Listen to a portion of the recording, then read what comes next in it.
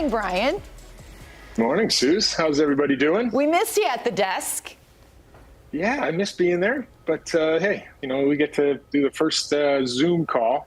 So I'm excited about this. Let's see how this goes. You're kind of flexing with your background, all these trophies and hardware. Yeah, impressive. That's courtesy of my wife. Last two houses we had, they were in storage, and she said, this time we're putting them out. And I'm saying, all right. Smart lady, perfect. We need to get her to reorganize them so that we can have a full view of all of them. So we just shift them into strategic spots. Yeah, like Jimmy does every once in a while, puts the things here or there. Yeah, Jimmy knows how to manipulate a background. Jimmy's like, this trophy? Unmatched. All right, Brian. So we, at the top of the show, we were kind of discussing about how we're all feeling heading into tonight's match, the U.S. taking on Brazil, coming off that loss to Colombia. Just want to kind of take your temperature. What's your feeling heading into this? What's your nerves like? Tell us.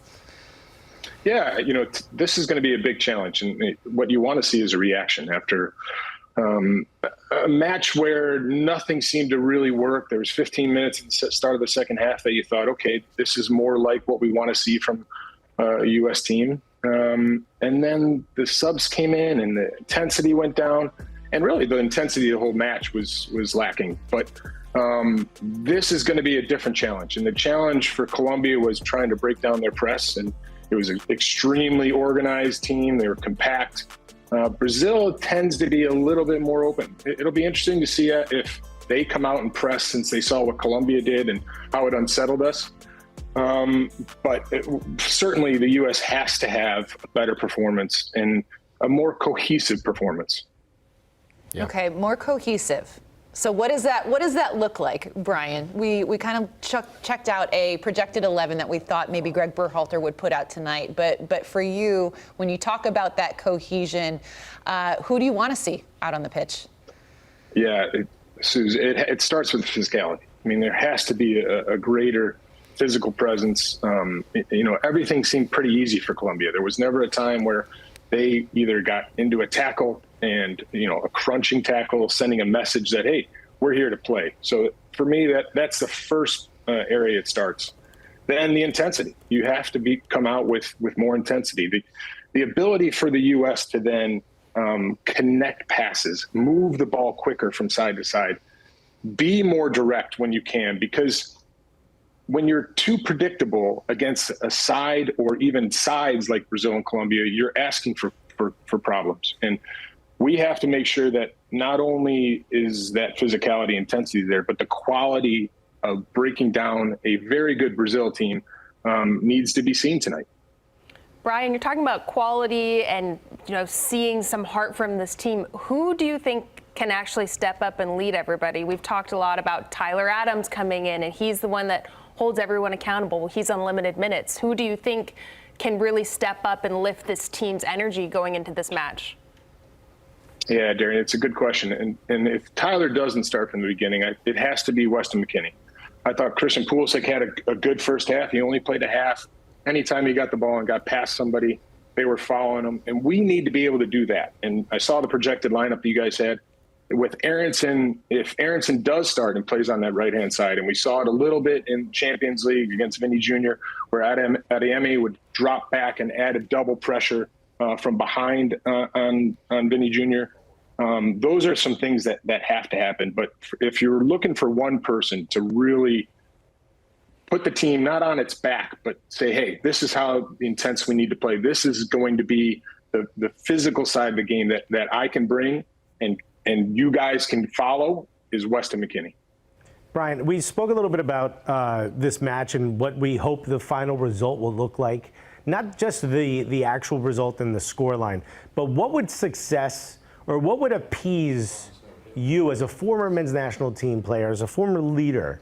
What would appease you that you see from this match when that final whistle blows that you think, okay, that's positive. I'm happier moving forward.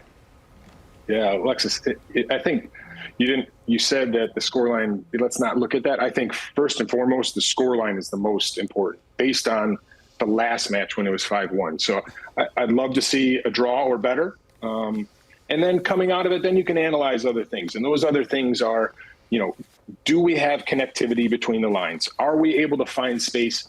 Are we able to then turn Brazil around? And if we can do those things consistently while also not allowing, breakaways on our goal, understanding that our six, whether it's Yunus Musa or Tyler Adams, if we send our wingers up the line, we have to have someone sit in to cover to make sure that Brazil does not counter. If you see all those things, I'd be happy. Brian, just to pivot to sort of our potential Olympic squad and their performance against Japan last night. They seem to have a lot of similarities to the Copa America side in just some of the issues that they had, just big gaps between the back line, the midfield, just disjointed performance, where Japan is very organized. They're great at combination play. They're using the width really well, aggressive, composed. And I feel like we didn't see any of that sort of composure where you'd see the intensity jump up on the U.S. side, but it wasn't as directed. You saw a pivotal change with Cade Cowell, and I don't know, is he someone that you see integral to the success of this squad? Because I feel like you saw the momentum shift up for him, but didn't necessarily gel. Let's put it this way. Kukubo probably could have had himself a tea and a nap in net last night, and that's not particularly promising in terms of just firepower for the U.S.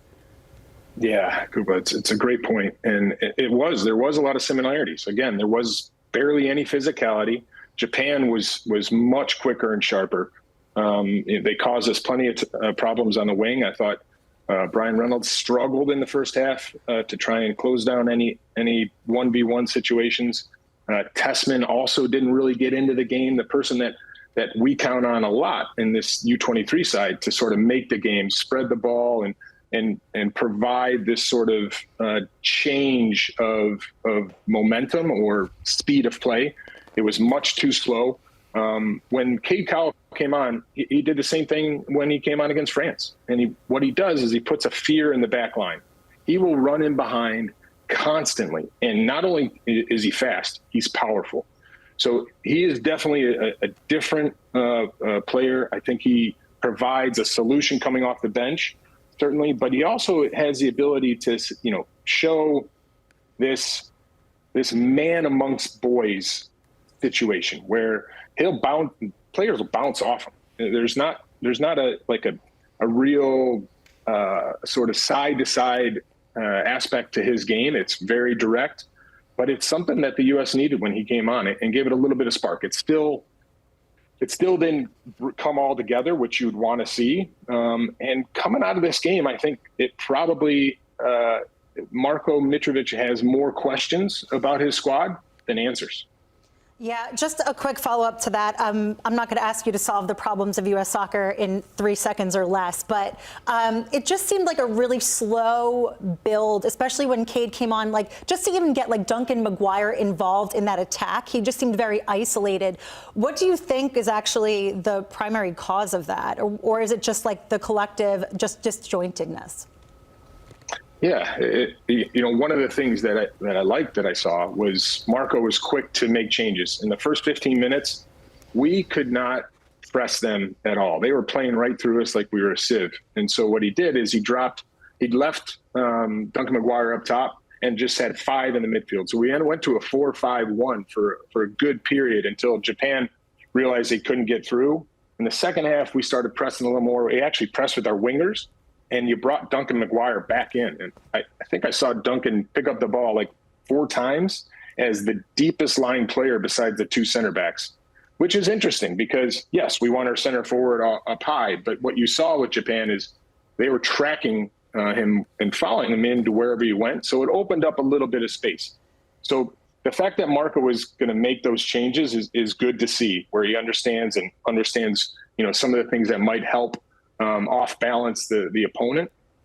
But like you said, there's still plenty of question marks as to how they're actually going to break teams down.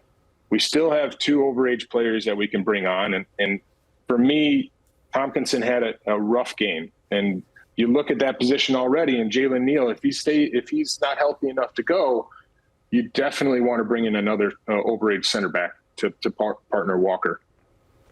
If that happens, then the next question is, do I bring in a midfielder? And maybe I can bring in somebody that's a part of the U.S. national team right now, the camp there, that's of age, and then I can bring in an overage center forward. Still, like I said, a lot of questions for Marco. A lot of questions and not a lot of time to figure it out. Yeah, France is knocking on our door. France aren't going to say, An interesting few weeks. Brian, thank you so much for taking the time to join us this morning. Always a pleasure and fantastic insight as always. Great to see you guys. Have a great rest of the show.